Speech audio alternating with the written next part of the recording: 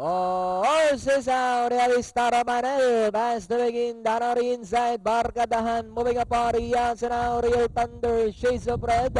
Blowing Cash comes next. Johnson Dior, Primera Clase. Bachelor Reports, Manila Magic, and Crafty Treasure. Into the turn na yellow pa. Real Thunder by Oralenka. Barkadahan drives back in second. 2 lengths away in third. Primera Clase. Star of Manel now moving up to take fourth. Shades of Red in fifth alongside 6 Blowing Cash. Bachelor Reports, Johnson Dior, Crafty Treasure, and Manila Magic. Real Thunder, she stripped for the baling in front. Barkadahan now moving up once again to take the lead.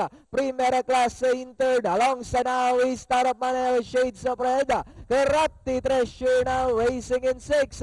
Barkadahan, Primera Clase, Star of Manel is on the outside third. Then followed by Real Thunder, Shades of Red, Crafty Treasure, and still Barkadahan, Primera Clase is on the outside second. Is Star of Manel alongside third. As they come down to the last 200. Barkadahan still in front. Primera Clase is Star of Manel is on the outside. But still Barkadahan by about 2.5 lengths.